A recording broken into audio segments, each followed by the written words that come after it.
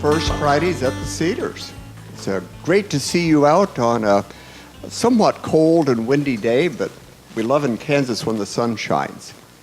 It's also fun to welcome back a McPherson College alumna and teacher, Jen Taylor Pollard. I think most of you know her grandmother, Roberta Reed, sitting over here. And I asked Jen if Susan Taylor was going to be joining us this afternoon. And Susan and Bud are doing volunteer work in St. Louis and won't be back until tomorrow. And so Jen put it this way. She said, my mom's having kittens that she can't be here to hear me. So without further ado, it looks like our students have arrived. I'm going to turn it over to Monica Rice, but good to see you all here this afternoon.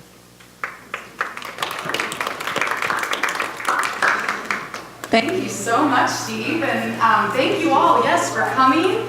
Whether you came because you're interested in hearing about international students at McPherson College or because of the adorable heart-shaped cookies, we're happy to have you no matter what. So as Steve said, yes, today we are looking forward to a presentation that is more than just Jen. I offer my thanks to Jen Pollard for helping to coordinate some other special guests too. And yes, so Jen is an alumna of the class of 2000, and she's currently working on supporting international students who are taking classes at the college or in the process of arriving to McPherson College. She and her husband, Nathan, they moved back to McPherson after a stint in England, and they have a 4-year-old daughter, which many of you probably know well. And their daughter's very good at welcoming and getting the international students involved as well. So she's part of that. But Jen will be joined by Christi Hopkins, who is our Vice President of Enrollment, is that right, in admissions, at the college. And Christi's going to help share some of the context around our connection with these students, and then importantly about some of the home country context that some of these international students are experiencing or hearing about during their time at MC. And last, but even more importantly, we are welcoming a couple of current students, and they're going to join the panel, and so I will let Jen introduce them in just a moment after I'm finished with my announcements. So we're really happy that we have multiple voices here today to talk about international students at McPherson College. I want to thank many of you who contacted us and updated your contact information with the alumni office in the month of January. I put that out as a challenge last First Friday, and I know that several of you either called in or filled out the forms. We drew for a blanket yesterday out of the 286 alumni who updated their information in January. So people really wanted that blanket, and the winner was a graduate of the class of 2009, Eric Cedars, who's in Bloomington, Indiana. But we're just really pleased at how many responses there were. And one of the fun facts, we got at least one response from an alumni in every class between 1960 and 2017. So over 55 years of classes had at least one alum that updated their information. So that was great. We have a Ventures in Christian Discipleship course coming up next weekend on February 10th, and that's with Carol Shepard. She is professor of the college at Bridgewater College, and she's the recent moderator of the Church of the Brethren, and she will be sharing a seminar called How the Bible Came to Be the Bible. And Carol is a Bible professor there at Bridgewater, and it's going to be a fantastic course. So that's an online course, and if you have questions about taking a Ventures course, you can talk to me after this session. And then next month, on March 2nd, we will be hearing from Dr. Julia Largent, who has joined us today to hear the program.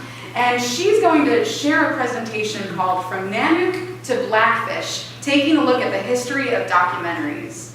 So this is one of Julia's academic specialties, and I also know it's a passion for her. So if any of you watch documentary films, that's what this session's going to be about, and she'll be excited to share about that. So after all of those announcements, again, thank you for coming, and I will welcome Jen and her friends to present today.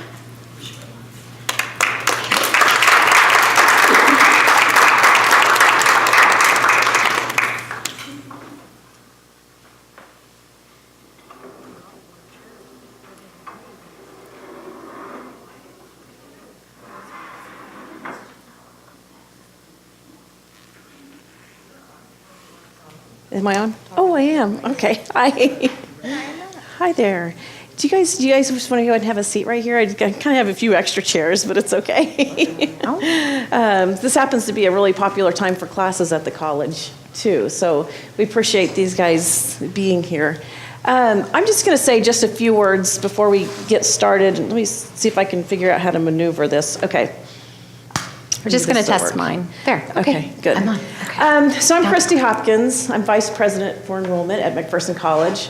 And I have been, we've been working quite a bit over the last probably 7 years to try to increase our international students at McPherson College. And we have gone down several different avenues for that. So many of you may know that we do have several international students who come to McPherson College for athletics, but we intentionally wanted to increase our international student population outside of athletics as well, and feeling like that would be something that would add a lot to our campus. Just the experiences for our students to get to know people from around the world and vice versa. So it's always been something that we have tried to strive for. And over the years, President Schneider and myself have had different contacts with people who said, hey, we can help you get international students. And I think we went probably 3 or 4 different routes with this, and none of which really came to anything. And so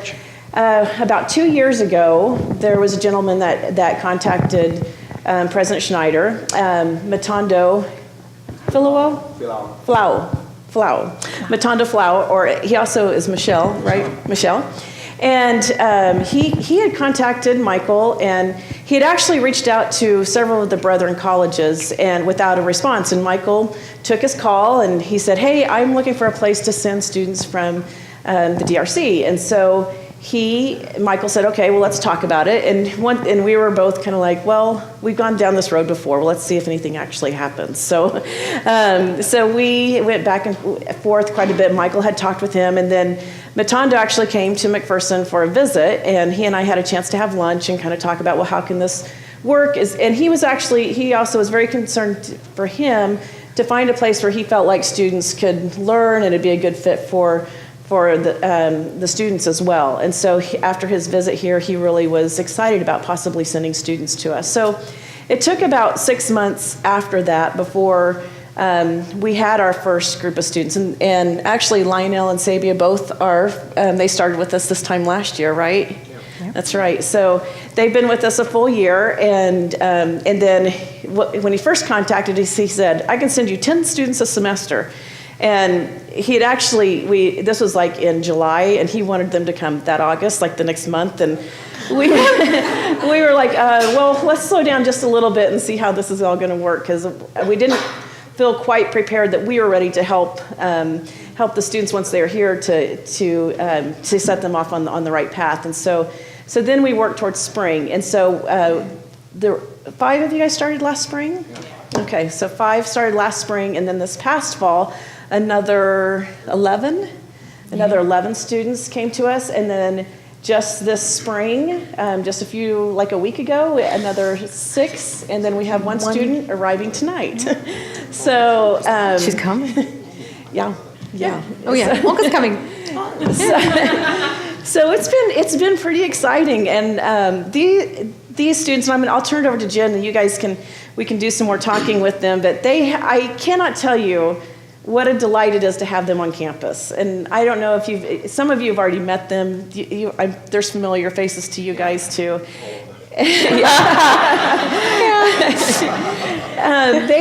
really have added a lot to our campus culture and community, and really it's been a positive experience for us, and hopefully as positive for them, because we certainly love having them on campus, and we want to continue that relationship. And continue to have students from the Dominican Republic of Congo. So both of you guys you guys can talk more about this, and if you guys could talk where you came prior to here, because everybody has come a little bit different to us. So we've had some students who've come directly from Kinshasa, and then we've had some come who have already been in the United States maybe a month or two, and then some who've come from other countries before they came here. So everybody comes from a little bit different background and different situations. So we have worked hard to really try to set them off into a good experience, which is Jen. Jen has had everything to do with that, and has been the person who's really has mentored them and been the person to welcome them and to help with getting transportation from the airport and to making sure their dorm room is set up with stuff, right? with things, and not to mention her almost weekly Walmart runs, and just really being mom away from home. So, and she's done a fantastic job with that. So we're really excited that she's able to help with that. And that was another part that was pretty important for us, is that once they came here, that we had something in place for them, and services to help support them being here. So, Jen, do you want to add to any of that? Or Sure, I can talk a little bit, so I'll stand. Yes, so my name is Jen Pollard. Many of you know that I grew up here and attended Mac, and then met a lovely Englishman and disappeared to London for 10 years, as you do.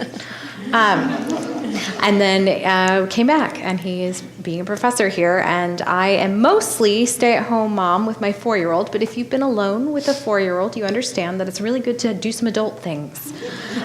So about a year ago, Bruce Clary called me in his office and said, we've got this new international connection. Would you be interested? And the job that I left in London was the assistant director of a study abroad program. So I'm used to telling American students how to be internationals. And so it's kind of fun to flip it. I met these guys and 3 others, my first 5. And, it's been a lot of what do we do now? Well, what do you need to do? Oh, so lots of Walmart runs. I've taken them out on the prairie. I've shown them buffalo. Confusingly, we went to the zoo. I was like, let's go to the zoo. And they were like, okay. And we had fun. We had so much fun. So I love dragging them out, just showing them some of the cultural things in Kansas. But when we went from 5 to suddenly having 9 new ones, 16. Oh my gosh. Total 16. Yeah, there's a lot. August was hectic, we'll put it that way. We realized we needed the support of the community, and we have some great support, which is why they know all of you. So we decided to do some outreach program. We've developed, we're calling them hosts or mentors, families that maybe have lived in Africa or have some international experience, or just like having students around to, invite them to lunch, maybe let them do some laundry or spend the holidays with them. We've had people that have graciously opened their homes for meals and holidays. Anytime a major holiday comes, I get bombarded with texts saying, do people need places, which I love. The other thing we've started to do is so many of them, especially if they come straight from DRC, say we actually didn't have any packed luggage. You had a big carry-on and nothing else for 4 years of university.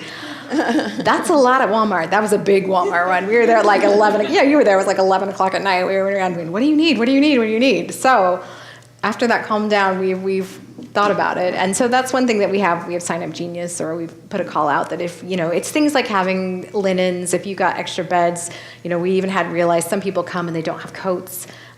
This last few weeks have been a little cold if you've never been in freezing weather. And so just collecting some care packages. This semester, I went around to the library and the Chamber of Commerce and my dentist, and we got little things like toothbrush and toothpaste, because if you've been on a plane, you ever been on a plane for 30 hours and then realize that your toothbrush is in, Nepal? I'm sure you've had that many times, yeah.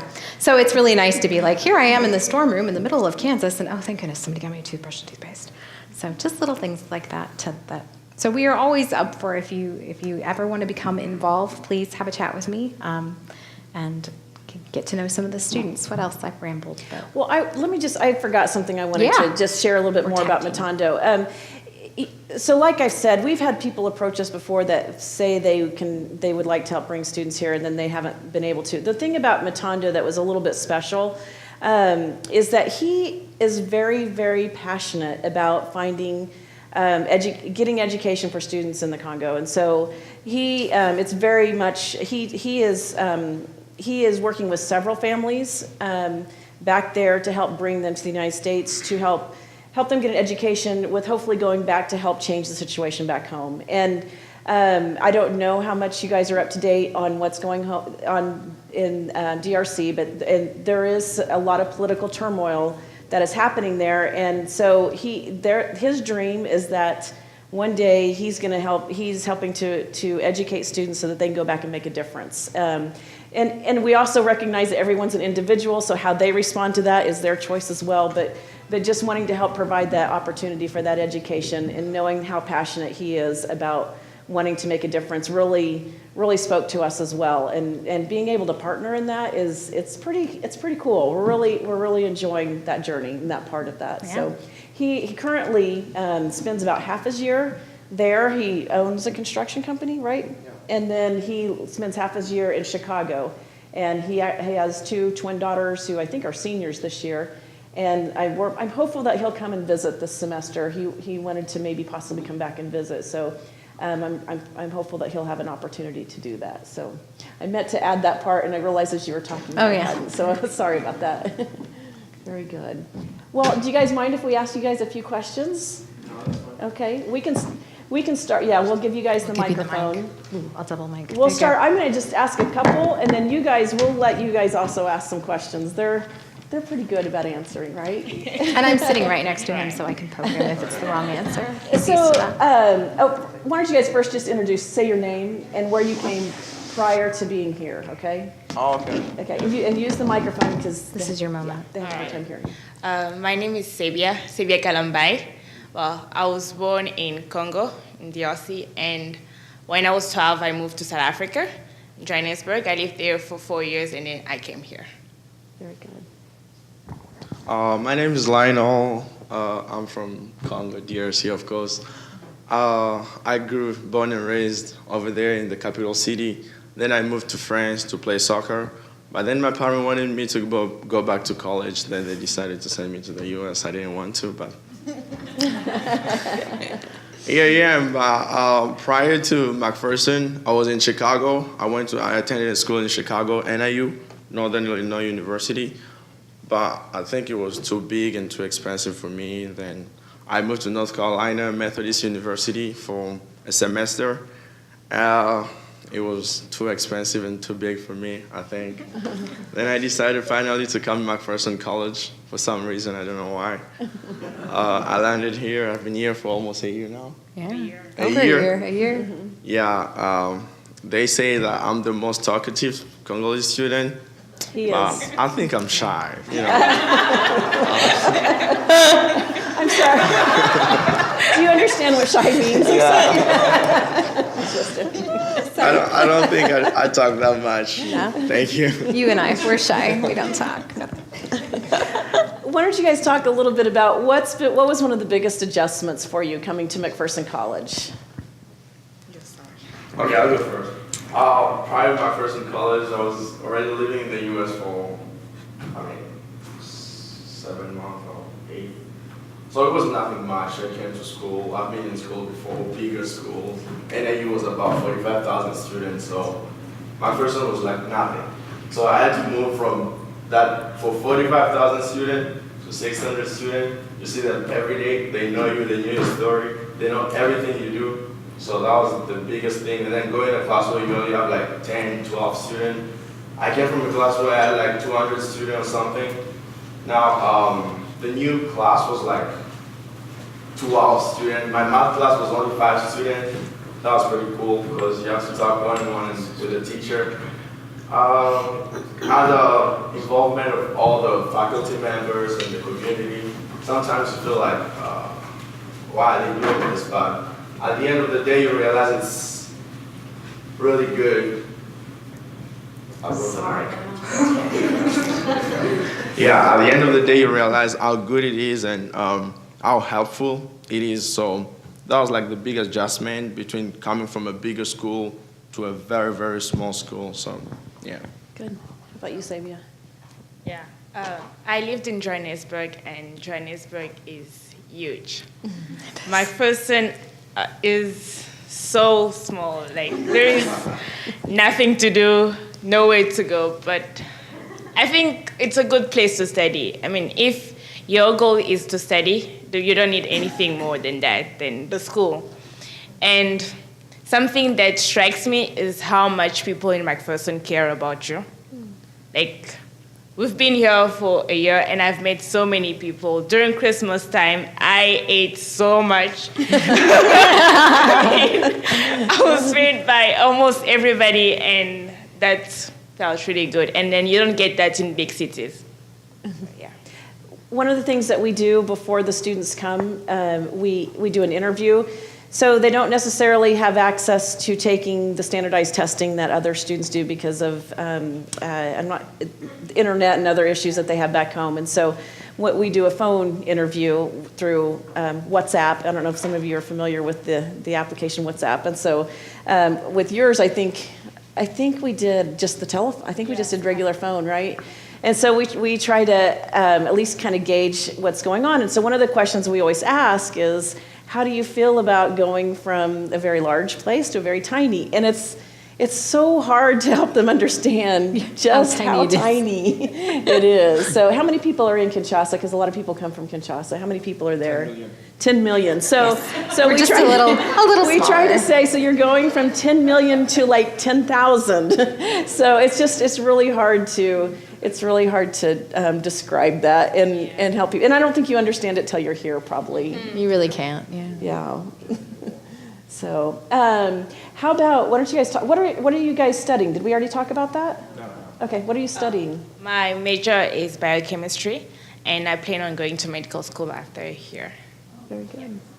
Yeah, my major is math and business. I was an engineering major before, but McPherson didn't have any engineering majors, so I decided to do a pre-engineering kind of major. I fixed it with my advisor so I can get ready maybe for grad school and, move after that. So just getting ready for engineering program in grad school. So math and business. Let's see, did you have any questions you want to, I can keep going too, I don't know. Go ahead. Oh, yeah, oh, sorry, Yeah. thank you, We'll open thank up. you. Yeah, I just wonder, did you experience racism here in McPherson? Because I've talked to many students of color over the years, and some of them really say they do. Good question. Oh, in McPherson? Not in McPherson. I don't think so. We've never experienced any racism in McPherson. As far as I know, I'm not 22 people, but they will say something if they experience anything, because we talk a lot, but no one has experienced anything like that. There is just this, I don't know, people they don't really know what's going on out of the U.S. because they've never traveled. They'll be asking these weird questions like, do you guys have computers? Yeah. Or do you Houses, guys have yeah. houses, Got cell houses. phones? How do you think we apply to Mount College? Magic. Just tell me about it. Do you guys have internet and stuff? So I had this presentation in my college Comp 2 class where I presented the pictures of my house, where my parents live, the city where I'm coming from, and people are like, really? I was like, yeah, really? That's how it is. So there is nothing like racism, but there's just this stereotype of Africa that's, dirt, poverty, jungle, lion. Yeah. I joked, I said, we have a lion in our backyard. And people, they were like, really? I was like, are you guys serious? How can you live with a lion in a backyard? That's something you can't just think about, Yeah, but no. Good. Nothing like that. I think one of the funniest things is I took them to Walmart and I overheard in the next aisle when the article that was in the press came out. And somebody went, "Are you the ones from the article? Are you from the Congo? Welcome!" And I thought, "Oh, how McPherson." Yeah, that's right. Yeah. That's good. Did you have a question? I think I heard you say, Lionel, that you didn't really want to come to the United States. Why? Be honest and say why. The reason I didn't want to come to the U.S. was because I was playing soccer and I was thinking about becoming professional. So I didn't want to go back to school. I'm not a bad student. I'm really a good student. I graduated from high school. I was like the top student of my class. But I was just passionate about soccer. In Africa, the only sports pretty much we play is soccer. Yeah. And then you want to become professional, go to France and play over there, then to England, then Spain. That's experienced the life. I wasn't thinking about going to America and change the language and see things differently. But here I am. I don't dislike it since I'm here, but it wasn't my plan. It wasn't my first will or whatever. How many languages do you guys speak? I speak 3. Well, What languages are they? I speak English, obviously. French, Swahili, and I understand Lingala. Yeah. Yeah, okay, so back home we have like 246 languages. Yeah, 246. They're not dialects, they're languages, like they're very different, and they're 246. And we have 4 national languages. Yeah, so therefore we have Lingala, Swahili, Kikongo, and Chiluba. Okay, I can speak French, English, I guess. Then Swahili, Lingala, I can understand Chiluba and Kikongo, so that's like 5 or 6 something. And then I have my parents' native language in those 246, my mom's and my dad's, so that's like 7. Yeah. Yeah. What other questions? I'll ask another one. Okay. What surprised you about American students? What surprised you about American students? And be honest. I'll try to be honest. Be honest. Be honest. Nothing much. Like most of the students, like I think 80% of McPherson students are athletes, right? No, actually, it's only like 55%. 55%? It does seem like that sometimes, but it really is only 55. I don't know. Yeah. But yeah, they love like me, like I used to be. They are more involved in sports than in school for some reason. But we have some students who are involved in both. Like if they work hard in school and they're good students and they get scholarships for that, that's really cool. And then something else, of course, they have stereotypes about Africans, you know. At first, they look at you like, and then when you spend like 6 months with them, they just become your friend. And that's good too. But for new students, it's a little bit hard for them when they have just to deal with us instead of going out and talking to American students. Because they wanted to experience that, but it's not that easy because they need to make sure that American students need to make sure that you're a people or something. That you don't act like whatever. So yeah, that's what they are. But they're good people, especially McPherson student. We have like very good friends and brothers, if we can say that, and they're really helpful sometimes, you know. We don't experience any kind of racism. We have good students around us. I don't know if the other guys will say anything else, but yeah, that's what it is. How about you, Sabian? One thing that surprised me is how much, I don't know if it's only McPherson student or it's every single American student, but from what I see, I feel like American students don't know about what's happening outside of their world. Yeah. Like, we grew up watching American TV, so we know how the American life is, but then they don't. They are like in a bubble. Mm-hmm. Yeah. And what else? And something else that surprised me is how easy it is to have a life here. Back home, it's not easy to get a job. Like, there's no job. Even when you're a college graduate, it's not easy to have a job. But here, it started at a very young age, and everybody has a job, which is something that I really like. You become independent at a very young age, and it's something that I wish we had back home. But yeah. It was kind of the same way with driving too, right? Mm-hmm. Driving also. Yeah. Oh yeah, that's true. Because back home, from when you're going to school, your parents are paying everything for you. You tell you down with college, and when you're looking for a job, you're still living at your parents' house, and that's something normal. You will leave only when you feel like, or when you're ready to go. It's not like we have a choice. There's no job, so you can't just get out of your parents' house.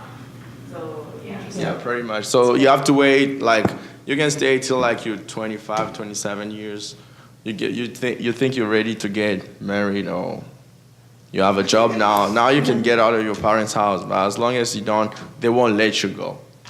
You will have to stay. It's really rare for an 18-year-old, especially a woman, to be out of the house. Yeah. The current Girls house now. in Africa. Yeah, I left my parents' home when I was 17, so, I went to look for my own job in France. I paid for my own ticket and everything. Yeah, I think I was brave enough to do that. But yeah, an African kid and my mom was not okay with that. She said, no, you're not leaving. But then I talked to my dad, I convinced him, he likes soccer. That's why he talked to his wife, and she was like, okay, now you can go. She was crying, but then, yeah. Moms are the same. Moms are the same. I had to give serious argument to leave the house. I mean, like, my mothers have a problem with girls leaving the house early. Like, it's not only my mothers. When you are educated in Africa, it's not only your parents that are educating you, it's the whole family, the uncles, the aunts, and everything. So if you make a decision to leave, it has to be everyone that is okay with it, and it's hard for them to, let you go. Yeah. Good answer. Herb, did you have a question? Yeah. Well, it's a super neat treat to have the DRC students. Also, you might want to comment. Tiffany on the tennis team said the whole women's tennis team is international, or close to it. Yeah. In recent years, the men's team. The entire men's team right now is international, and probably the women's too. And are we not the most diverse college in Kansas in terms of? So I have this off the top of my head because my board of trustee materials were just due. Hey.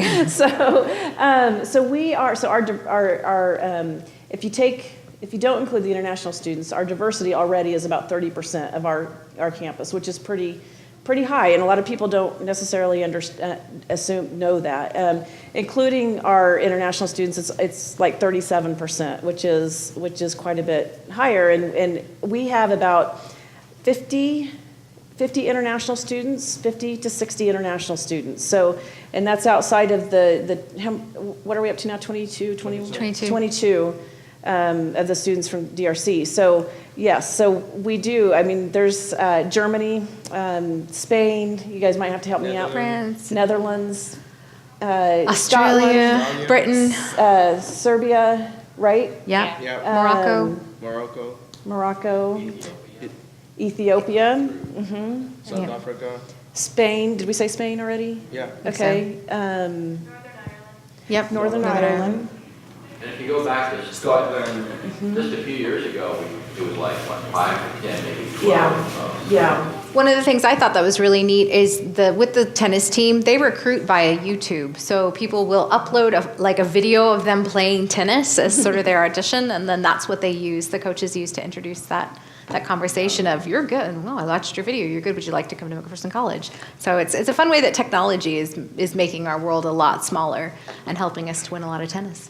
I think it's also, and this past fall, and I know we're still in the process of getting our international club going again, but I think that because that population has grown in recent years, we're really doing a better effort of getting the international students connected with the campus, and at least an effort to. And we included some of our international students we had an international panel for the incoming students at Spring, and included some of the others, not just the DRC students. And they loved it. I mean, they went back and they said, I wish I would have had that when I came. And so I think we're learning and we're getting better at it. So. Yeah. Also, somebody said one of the safest campuses in the States. Can you comment on that? Or is that even? Yeah, no, I'm trying to remember the last time I've heard that statistic. So we've been ranked as one of the safest communities, and so in turn safest campuses as well. So just based on our crime statistics, we're doing quite well on that. I don't remember off the top of my head. Do all the international students live on campus? No, not necessarily. These guys right now do, but a couple of them have talked about possibly moving off campus. So at this point, the DRC students all do. I expect that as they get we expect all of our freshmen and sophomores to live on campus. So as they get further up in their education in the years here, then I suspect that you guys they're kind of ready. Some of them are. Some are really enjoying it, and so but then some of our athletes are off campus as well that are international students. Yes, Paul. How do they spend their summers? How do you spend your summer? Okay. I don't know what I'm gonna do this summer, but last summer I went to Atlanta, Georgia. That's where a family friend is. So I went there and lived with them for the 3 months. Yeah. Good. This will be like my third summer in the U.S. So my first summer I spent in Chicago, Miami, and Atlanta. Most of the time spending money. I didn't get. You're honest. I didn't get anything back. Then the last summer, I was working in Dallas, and also I visited Michigan because I have a cousin who is going to school over there.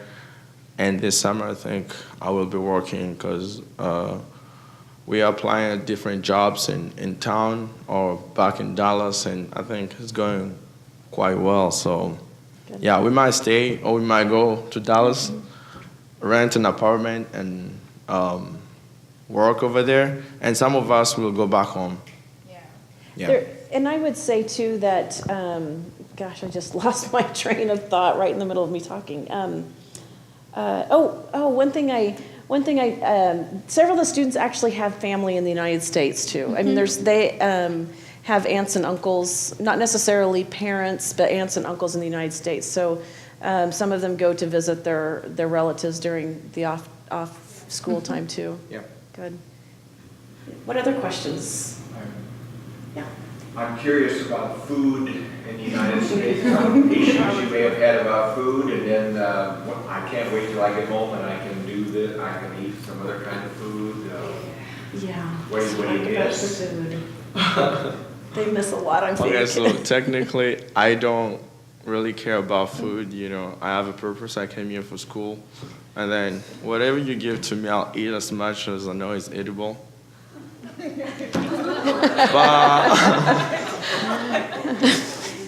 But for the other guys, we have like kids who are 17 years old, 18 years old. They're crying every day.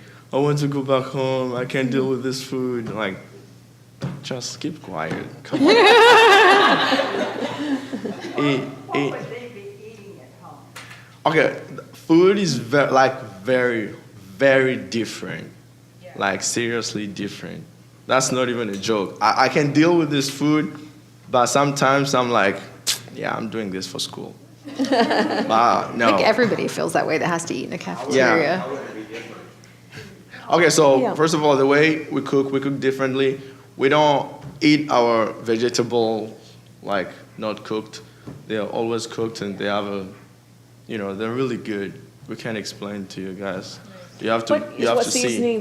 What do you guys? A lot of times there's seasoning that we don't necessarily have that you guys use a lot of.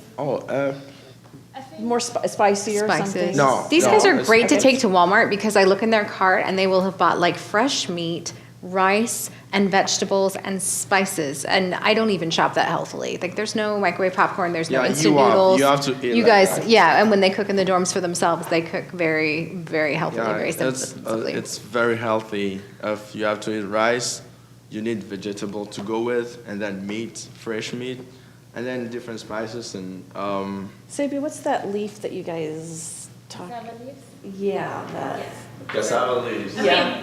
You can find it here in America, not in McPherson, obviously, but you can find it here. So we do, when he went to Dallas, it was some back. So I think we still have some, right? Yeah, we still have some. Yeah, we still have some, so we still cook. And there is also, we use a lot of ginger and what? I'm trying to find the name, but I can't find it. Okay. Anyway, so there's also plantains at Walmart, which is something that was surprising for us to find here. So I was like, okay, because I love plantains. It's like the fries of Congo. Yeah, we all do. The fries are kind of things. Yeah, we don't usually eat fries because our parents sometimes they think they're not healthy enough, so we eat plantains instead. Yeah. And they're sweet. Plantains are really sweet, so they're really good for your health. So we eat plantains instead of Fries. fries. And we find them at Walmart, and that was great. We loved it. So yeah, these kids will be complaining every day. She doesn't complain much about food, you know. It's because she's a good cook. Yeah, she can cook, and yeah, we cook for each other sometimes. If I ever have a chance to go to Dallas, I bring with me back a lot of food for all of us, so we can eat and share. You know, just share that time. We are in a foreign country, so we need some time to spend together. Around food is really good, better than just talking. So I heard Jaime is just interested in a recipe. Yes, So- it is. It is. Okay. Jaime's our food service, the person in charge of our food service, and we had a conversation the other day, and he said, I just need a recipe. Yeah. So one of these days, when I came back from Dallas, they cooked. All the girls cooked. Like I brought a lot of food, so all of them cooked. She cooked too.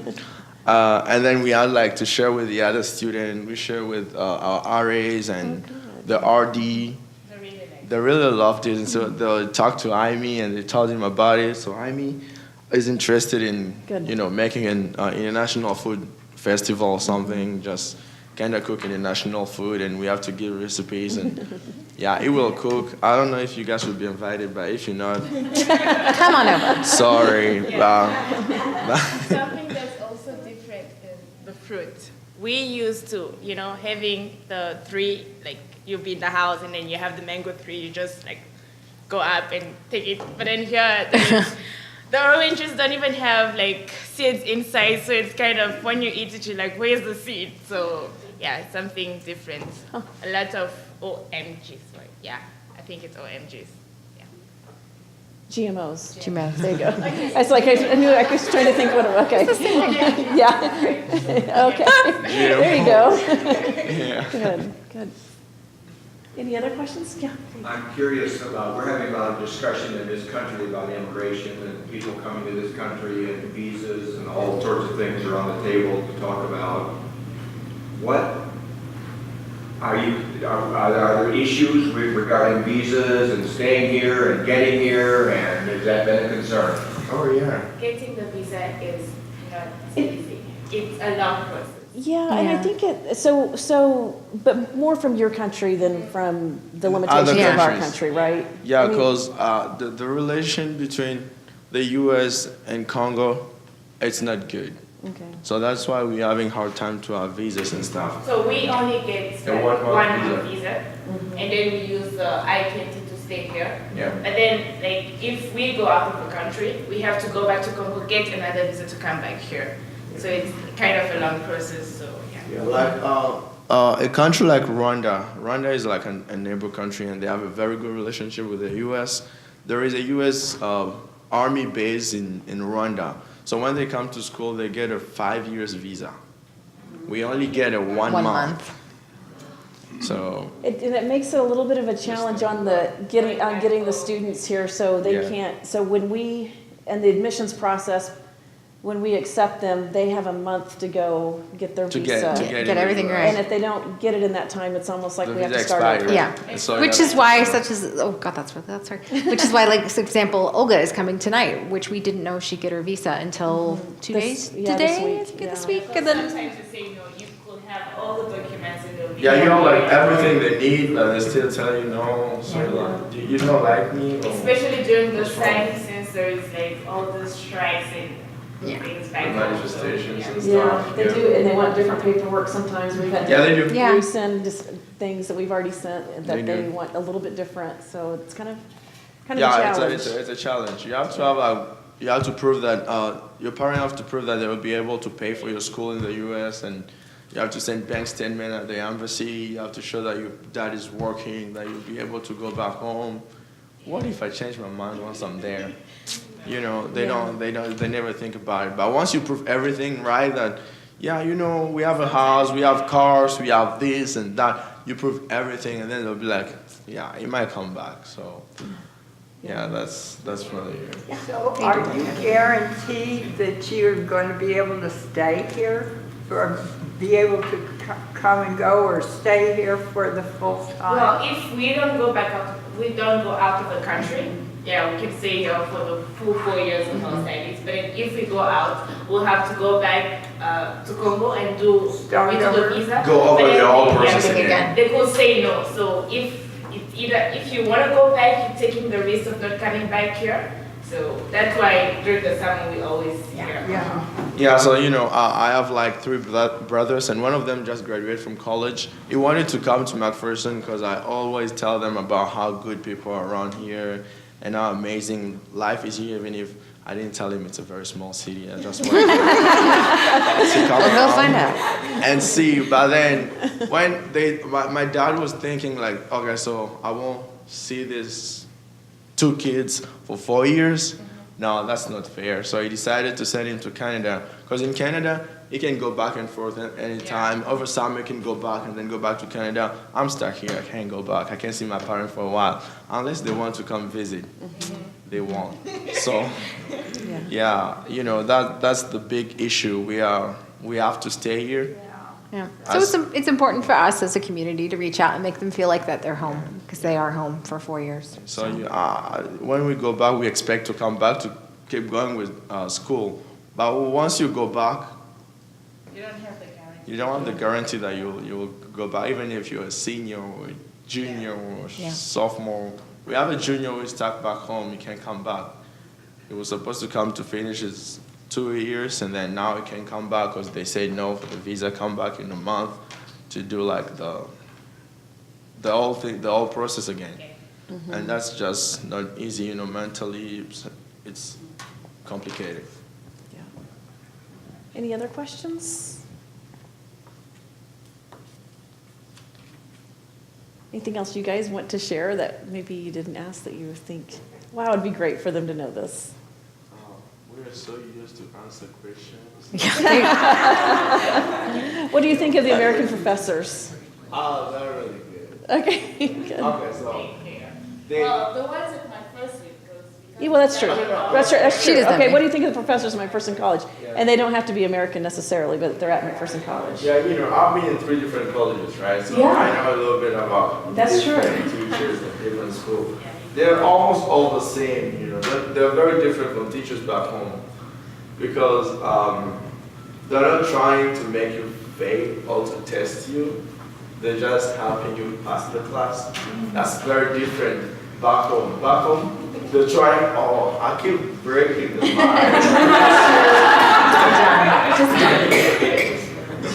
Yeah, so There you go. but back home, they're trying to test you. They're challenging you. They're making you fail so they can see if you got it. But actually, it's good. But once we came here, it was like, oh, it's that simple. Yeah, I I wish- wasn't expecting it to be Yeah, this we simple. were expecting something like really hard, like back home. Yeah. When they in class, they say 1 + 1 is 2. That's what you do. And then the homework is 1 + 1 + 1 + 2 + 3. That's the homework. And then the test is like, what the distance between Earth and the sun? So you're like, okay, so how did we go from 1 + 1 to the distance between? And Wow. yeah, that's just. Do you think it's too easy here? No, it's not too easy. You have to work. Yeah. But you don't need to push very hard. Sometimes you do because of the language thing, but it's just, if we compare it to what school is back home, I promise, it's easy. So it's easier for you guys, but I will tell you that they, as a group, they do take their studies very seriously. Yeah. Anytime I talk with them, I mean, it's not. I ask them, like what they've done the night before, and they're studying. As a group, they are always studying, and they actually. You guys do a really good job of keeping each other accountable. Yeah, we do. We have to. Because we know how much parents spend. Yes, You can't just exactly. let someone fall behind because you know how much they spend. Everything we buy, they have to send us money, clothes, everything. Even this watch, they have to send me money to buy it. So, every single piece of thing you have, parents send money. So you can't just let yourself down and you can't let other people down because how much parents are spending and now it's not easy. So if we do the math, $1 back home is 1,000 of the currency. So if they have to send you $10, that's 10,000. And if it's 100, that's 100,000 Just think they have to send $1,000 every month for your living expenses. Like back home, somebody could live for a month with $100. Yeah. So here, when you get here, they send you $100. So like, what is this? Yeah. I can't do anything with You can it. spend it for a week. Yeah. Yeah. So If every year it's 15,000, so if you play for a year and you fail, so I don't think. yeah, that's we have $5 million that. back home. And, and so you pick up on that sense of responsibility that they have, and for that, and just, I mean, and I would also say, well, the other thing I picked up on is your sense of responsibility, just to your parents in general. I mean, you don't want to disappoint your family. Yeah. I mean, I know that you've said that a couple of times, and that's really important to them. That you don't also often see in all of our students necessarily. So. Yeah, we don't have a choice. So it's not like we had a choice to drop out of college and then do something else. No, you have to go through college, get your education. And I mean, like, we are the future of Congo. If we fail here, what is going to happen back home? And there is so many people back home that wish they had the chance that we have, because, like, a lot of people don't study. So they wish they had the chance that we have, and we have this chance, so we don't have, like, we can't play. So. No pressure. Oh, something else. Finally, go. We do have colleges back home. Yeah, we do. We do have colleges back home. My dad has a PhD, my mom too. Both of them went to school. Even if for the PhD, my dad came to the U.S. and at the University, Hopkins. Yeah, I think. And my mom, she went to in France for a PhD, the University of Louvain. So yeah, we do have colleges, but prior to that, they were back home. They went to school back home, and they were going through the college process. We have thousands of colleges, but we came here because we wanted to get that something different in a different language, different level, just to go back home. Because we've been asked a couple times, "Do you guys have colleges back home?" Yeah. Oh yeah, we do. Because it's not like, because Congo is like 100 million people. Just think if there is no colleges back there, how we're living. We only have like, 5,000 students in the U.S. out of 100 million. So, yeah, we do have colleges. I'm wondering, what do you see yourself doing and where in 5 years? What do you see for your future? Yeah, back in Congo, just trying to help the country in the development process in whatever that would be. We're not planning to stay here. We might stay like for a couple of years after college just to get the experience and then go back up. America doesn't need us. Congo needs us more than America. We have like thousands of students going to school, and in Congo we have like only 20% of the young people going to school. So we need to go back there and push them to go to school. So we don't need to stay. There is no need to stay in America.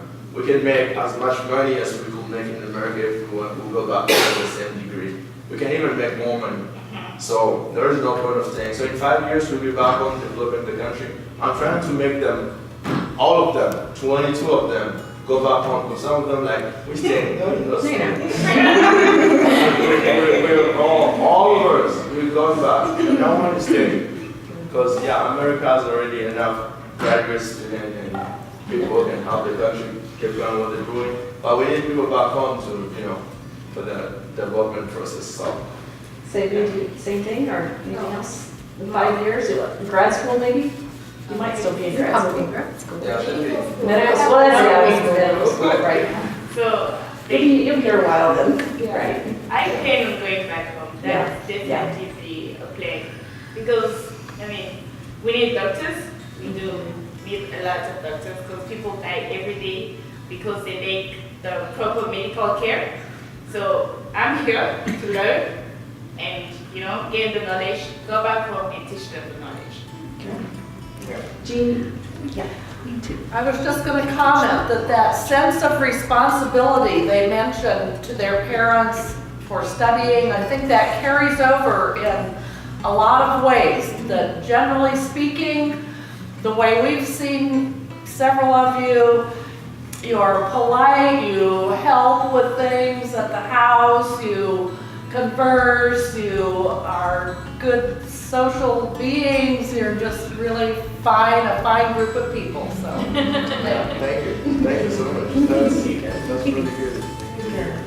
Well, I think we're pretty much have taken a lot of time, so hopefully we didn't go over too far. Thanks for You guys were amazing. Thank you. Thank you.